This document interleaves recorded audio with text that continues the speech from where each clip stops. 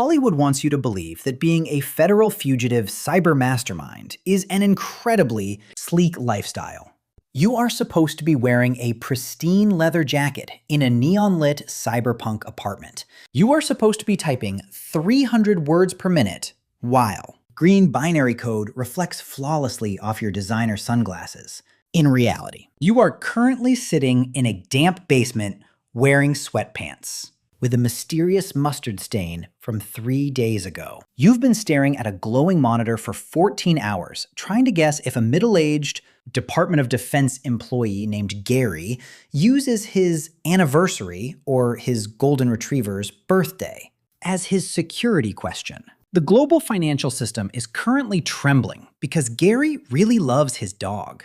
Welcome to the glamorous world of high-stakes cybercrime. It turns out that being wanted by the United States government is mostly just a combination of extreme boredom and crippling gastrointestinal distress. You are not dodging bullets in a high-speed chase through downtown Chicago. You are dodging eye contact with the cashier at a suburban grocery store because you are buying 7 boxes of frozen pizza rolls with crumpled $5 bills. If you ever wanted to know what happens when the entire alphabet soup of federal law enforcement decides you are public enemy number 1, the reality is much dumber than the movies. We are going to look at exactly how a master hacker lives on the run, how the world's most brilliant digital minds get caught by the most basic human errors, and why your high-tech criminal career will probably end in a public library. But first, we need to talk about your daily routine. The average person wakes up, checks their phone, and feels a mild sense of dread about their student loans or their upcoming morning Zoom meeting. When you wake up, you check the window to see if that white delivery van has been parked outside for 2 hours or 3 hours. If it has been there for 3 hours, you have to decide whether to pack your life into a backpack or accept your fate and finish your cereal. Operational security is your entire life now. You cannot use your home internet connection because the National Security Agency has automated systems designed specifically to flag your digital signature the second you log on to watch a YouTube video. This means your morning commute involves walking 3 blocks to a Panera Bread parking lot. You are an elite cyber threat to Western civilization, but you are currently stealing Wi-Fi from a bakery chain that is famous for serving soup inside a loaf of bread. The connection is incredibly slow because 3 other people in the parking lot are currently streaming high-definition podcasts. Your elite hacking tools are taking 40 minutes to load a single web page. You are risking a federal prison sentence just to watch a progress bar move at the speed of a dying snail. Every time someone walks past your car, your heart rate spikes to 180 beats per minute. You have to pretend you are just a normal guy passionately enjoying a warm cinnamon crunch bagel in his Honda Civic at 7 in the morning. If the FBI actually knew how much of the global cyber war happened in the immediate vicinity of a 10 pastry display case, they would probably just station an agent at every franchise in the country. But the paranoia does not stop at the parking lot. Your hardware setup is a work of absolute madness. You cannot buy a nice computer with a credit card because that creates a digital paper trail that leads straight to your front door. Instead, you buy cheap burner laptops from sketchy guys on Craigslist, using cash that smells vaguely like laundry detergent. You wrap your wireless router in multiple layers of heavy-duty aluminum foil because you read an unverified forum post claiming it blocks government surveillance frequencies. Your living room looks less like a high-tech hacker den and more like a giant baked potato. Every single device you own has its camera covered with thick black electrical tape. You have even covered the camera on your smart refrigerator just in case. The government tries to spy on your tragic collection of expired condiments. The internet speed on your multi-layered virtual private network is so slow. It feels like you are browsing the web from the year 1998. It takes 10 minutes to download an image file. You are outsmarting the most advanced surveillance apparatus in human history, but you cannot even load a basic cat meme without the bottom half of the picture glitching out. This is the trade-off of the fugitive lifestyle. You have total digital freedom, but you have the tech capabilities of a retirement home computer lab. And if you think your local setup is stressful, wait until you see where you rank on the official government leaderboard. The Federal Bureau of Investigation keeps a literal high-score screen for people like you. It is called the Cyber Most Wanted list. If you make it to the top of this list, you get a beautiful digital poster featuring your worst possible driver's license photo.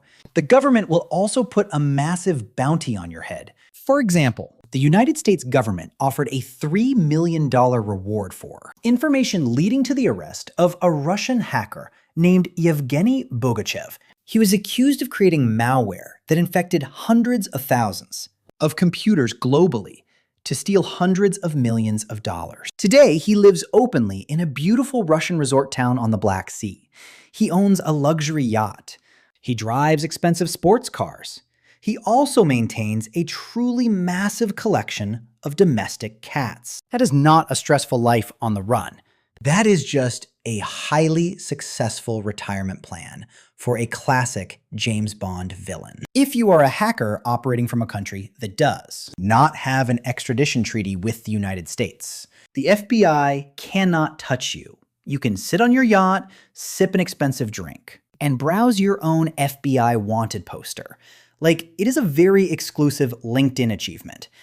You are technically an international fugitive, but your daily life is significantly better than the life of the agents trying to catch you. The agents are sitting in a cramped cubicle in Washington, D.C., drinking terrible office coffee while you are getting a tan on a boat because you broke the global banking system. But having a multi-million-dollar bounty on your head comes with a very specific set of corporate networking problems. You can never leave your safe haven country. The second you step across the border into a country that likes the United States, you are immediately public property.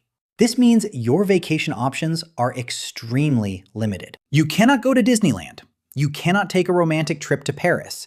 You are stuck spending the rest of your life in very specific geographical zones, looking at the exact same beach every single day until you die. It turns out that absolute immunity is also a bit of a geographic prison sentence. But the real danger to a master hacker is not the complexity of government tracking algorithms. The real danger is your own profound capacity for doing something incredibly stupid. History shows that the world's most brilliant cybercriminals are almost never undone by elite cyber warfare units. They are undone by the exact same human brain defects that cause normal people to accidentally reply all to a company-wide email. Take the case of Alexandre Cazes. He was the brilliant mastermind behind AlphaBay, which was one of the largest dark web marketplaces in human history. He managed a digital empire worth tens of millions of dollars entirely, hidden behind layers of advanced encryption and anonymity networks. He was a ghost in the machine. The global law enforcement community spent years trying to figure out his true identity. Then, he made a small adjustment to the website's automated code. When new users registered for his highly illegal anonymous criminal marketplace, the website sent them an automated welcome email. Alexandre accidentally configured the system to send those emails from his personal childhood email address. The header of every single transaction read pimp_alex91@hotmail.com. The global war on cybercrime was literally solved because a criminal, Mastermind, forgot he used a cringe username when he was 14 years old. The federal government did not need a supercomputer to find him. They just needed to log into a basic Microsoft email service from the early 2000s. Imagine outsmarting the international intelligence community for years just to get taken down by your own teenage aesthetic choices. When federal agents finally tracked him down to his luxury residence in Thailand, they did not launch a tactical cyber strike. They simply drove a rental car into his front gate to create a loud noise. He got up from his computer to see what happened, leaving his laptop completely unlocked and unencrypted. The agents walked through the front door and took a picture of his open administrator panel. The entire digital empire collapsed because he wanted to see who hit his fence. This is the recurring theme of cyber history. The code is unbreakable, but the human being operating the code is always a total mess. Another legendary example is Ross Ulbricht, the creator of the Silk Road. He was running a massive underground digital marketplace while sitting in local cafes around San Francisco. The federal government was absolutely desperate to catch him, but they faced a major technical problem. If they raided his house or tackled him on the street, he would immediately hit a panic button or close his laptop, encrypting all the evidence forever. They needed to catch him with his laptop open, logged in, and completely active.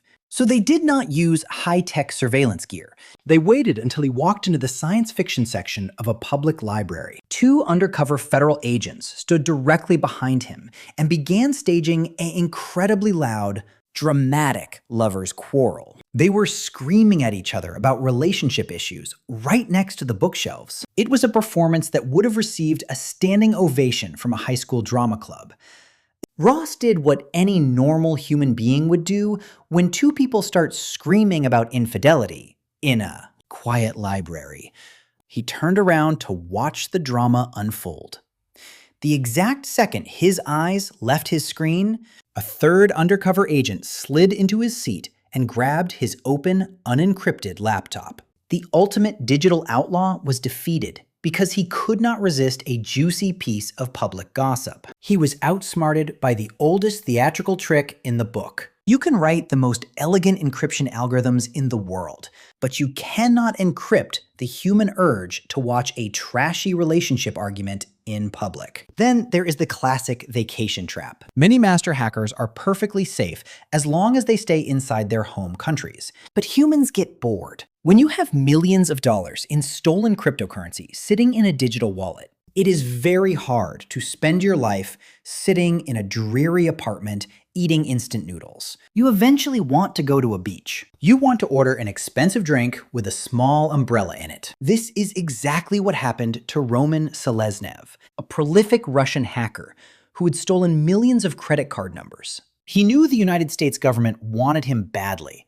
He knew he was safe in Russia, but he decided to take a luxury vacation to the Maldives, a beautiful island nation in the Indian Ocean. He assumed the local police would not care about American arrest warrants. He was wrong. The United States Secret Service flew across the world, waited for him at the airport baggage claim, and arrested him while he was wearing a Hawaiian shirt and holding his luggage. But he traded his lifelong freedom for a nice weekend at a tropical resort. The government does not even need to hack you if they can just wait for you to book a nice Airbnb in the wrong jurisdiction. Your desire for a good tan is the government's greatest law enforcement asset. So let us look at what actually happens if you fail your operational security and the feds finally catch you. You might assume you are going straight to a maximum security prison to spend the rest of your life, staring at a concrete wall. But this is where the story takes a very weird corporate twist. The United States government actually has a massive shortage of highly skilled cybersecurity professionals. They cannot compete with the massive salaries offered by private tech companies or Silicon Valley startups. So if you are an exceptionally talented hacker who did not do anything too violent, the government might look at your criminal file and see a very aggressive job application.